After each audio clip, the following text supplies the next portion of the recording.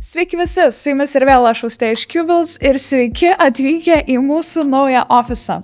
Tai yra pirmos tech naujienos, ir pirmas video, ar ne, kurį mes filmuojam iš mūsų naujo ofiso patalpų. Dar pilnai nesame susitvarkę ofiso, tai ofiso turas turės šiek tiek palaukti, bet kol laukiat, kviečiam sudalyvauti mūsų Valorant turnyre, kuris vyks lapkričio 9 dieną, o jo finalai vyks lapkričio 16 dieną Topo centre Akropolyje Vilniuje gyvai. Pirmos vietos prizas net 1500 €, tai nepraleiskit galimybės išeiti su 1,5 štukytės ir užsiregistruokit, nuoroda bus down below description. Gerai, važiuojame žinias. Sony paskelbė išleidžiantį specialią PlayStation kolekciją skirtą paminėti jų gyvavimo 30-metį. Kolekcija sudaro ribotų tiražo PlayStation 5 Digital Edition ir PlayStation 5 Pro 2 TB modeliai, kurių išvaizda primena pačią pirmą 1994 metais sukurtą PS1 konsolę. Ji bus jau klasika tapusios retro pilkos spalvos su spalvotu PlayStation logotipu. Kartu su konsole taip pat išleidžiami tokios pačios spalvos valdikliai, valdiklių įkroviklis, vertikalus stovas,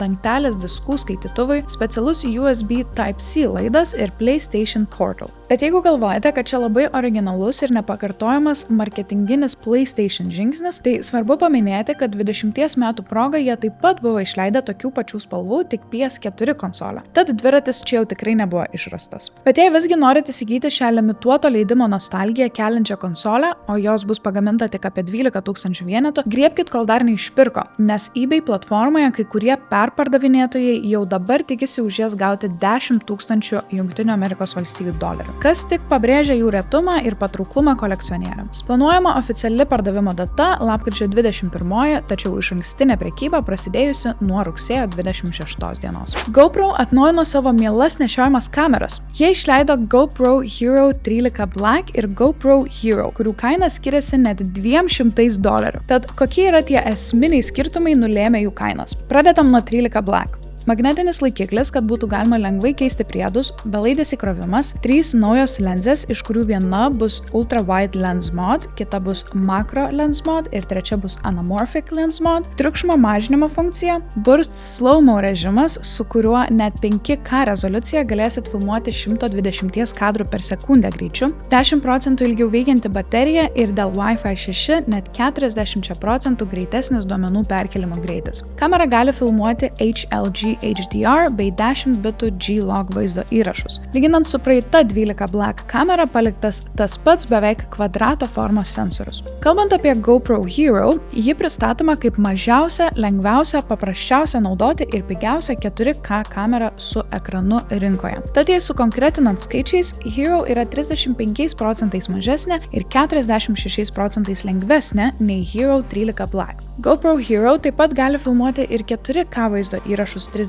kadrų per sekundę greičiu ir 2,7K 60 kadrų per sekundę greičiu, tad nepagalvokit, kad jei pigiau, tai prasčiau. Ir dar jie atspari vandeniui. Žodžiu, supratot, jei daug keliaujat ir norit užfiksuoti visas kelionės akimirkas ar važinėt po renginius kaip mes ir norit sukurti daug behind the scenes contento, tai GoPro tikrai turi ką pasiūlyti. Atrodo, tik pristatėm Samsung išmanųjį žiedą, o štai Aura jau išleido savo patobulintą žiedo versiją. Tai tik parodo, kad išmaniųjų žiedų rinkos lyderiai nemiega ant laurų ir nori toliau išlikti geriausi. Tad, kas buvo atnaujinta šį mėnesį pristatyme Aura Ring 4. Lyginant su trečia žiedo versija, šis turi elegantiškesnį ir apvalesnį titano dizainą, tad žiedas bus dar patogesnis, patvaresnis ir tiks net jautriai odai. Keisčiausias iki šiol matytas išmaniosios technologijos apibūdinimas, tarsi kūdikių pudrą reklamuotumėm. Either way, Aura Ring 4 bus lengvesnis, veiks ilgiau ir jame bus įdiegta pažangi Smart Sensing technologija. Tai reiškia, kad žiedas tobulai prisitaikys prie jūsų fiziologijos ir tiksliau išmatuos iki 20 skirtingų sveikatos rodiklių, įskaitant širdies ritmą, miego trukmę, fizinį aktyvumą ir streso lygį. Ir dar 120% tiksliau nei Aura Ring 3. Spalvos išliko tos pačios. Auksinė, rožinio aukso, sidabrinė, šlifuoto titano, juoda ir juoda matinė. Taip pat žiedas turės platesnį dydžių pasirinkimą, dabar nebe nuo 6 iki 13, bet nuo 4 iki 15. Kartu pristatoma ir atnaujinta Aura programėlė mobiliesiems telefonams, kuria bus lengviau naudotis ir joje aiškiau matysis visi kiekvieną dieną matuojami jūsų sveikatos rodikliai. Jei sudominom naujosius Aura žiedus, kurie kainuos tik 50 € brangiau, bus galima įsigyti jau kitą savaitę, spalio 15 dieną, ir atkreipkite dėmesį, kad Aura Ring 3 jau nebenusipirksit iš oficialios Aura parduotuvės, tik pas perpardavinėtojus. Tęsiant apie produktus, tą pačią dieną, kaip ir naujasis Aura žiedas, rinkoje pasirodys Meta Quest 3S arba kitaip pigesnė Meta Quest 3 alternatyva. Meta žada, kad pirkėjai turės tą pačią patirtį kaip Meta Quest 3 turėtojai, tik už mažesnę kainą. Rinkoje to dar nebuvo. Tai ar čia esamiem VR turėtojams parintis, kad permokėjo už Meta Quest 3?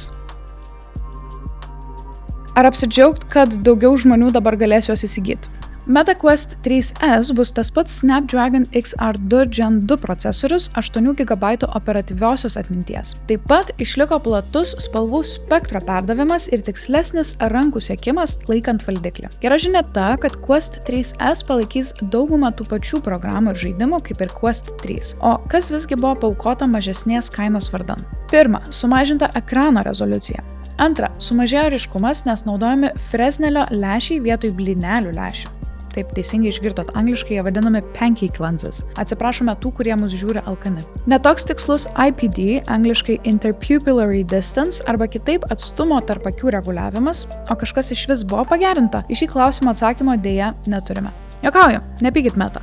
Šiek tiek ilgesnis akumuliatoriaus veikimo laikas, į komplektą pridedami valdikliai ir kartu su Meta Quest 3S turėsit Batman Arkham Shadow žaidimą. O kas naujo? Pridėta papildoma funkcija, vadinama portalais, kuri leis nepastebimai naršyti tarp programėlių. Būtų puiku neturėti jokios delsos, ar ne? Tai jei svajojot apie virtualios realybės akinius, bet Meta Quest 3 jums buvo per brangu, galite išbandyti Meta Quest 3S už nei daug nei mažai – 273 eurus ir 47 centus. Šie akiniai turės 128 GB modelį, o brangesnį 256 GB modelį galėsit nusipirkti už 364 eurus ir 66 centus.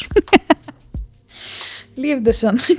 Jei užsuksit į Twitch'ą, tai tikrai pamatysit, kad dabar pas daugelį streamerių ant bangos naujas Silent Hill 2 žaidimas. Tarsi prisikėlęs iš numirusių 2001 metų klasikinio psichologinio siaubo žaidimo remake'as. Sukurtas Bloober Team naudojant Unreal Engine 5, kuris gerokai patobulino žaidimo grafikas ir garsą, sukūrė tikroviškesnį apšvietimą ir itin detalę aplinką. Kad lengviau įsitrauktumėt į žaidimo siužetą ir pasijustumėt kaip tikras Jamesas Sutherlandas, buvo nuspręsta kamerą nustatyti taip, lyg žiūrėtumėte pagrindiniam veikėjui per petį. Visas veiksmas vyksta paslaptingame rūke paskendusiame Silent Hill miestelėje, kuriame turite slėptis nuo monstrų. Miestelis pradžioje atrodo tiesiog netvarkingas ir tarsi apleistas, tačiau istorijai įsibėgėjant jis vis šlykštėja. Prie viso to šiurpo efekto prisideda ir specialiai šiam žaidimui sukurtas originalus, itin slegiantis garso takelis. Imituoti beprotybę iš tiesų yra nelengva užduotis, bet pasirodo Bloober Team žaidimo kūrėjams ir kompozitoriui Akira Yamaoka nieko nėra neįmanoma. Silent Hill 2 turėsite spręsti galvosukius, ieškoti raktų ar slaptų praėjimų ir visur vaikščioti tarsi ratu. Viskas sukurta taip, kad patys beveik išprotėtumėt vykdydami tas užduotis ir maksimaliai pajaustumėt begalinį kaltės jausmą, kuris kamuoja pagrindinį veikėją Jamesą dėl mirusios žmonos Marijos, kurios jis ir ieško šiame Silent Hill miestelėje. Tad jei norit, kad Halloweenas ateitų anksčiau, galit žaidimą išbandyti jau dabar, nes jį galima įsigyti tiek ant kompiuterio, tiek ant PlayStation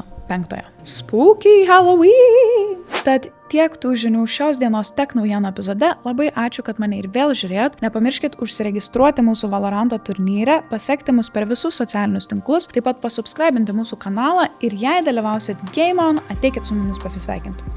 Iki!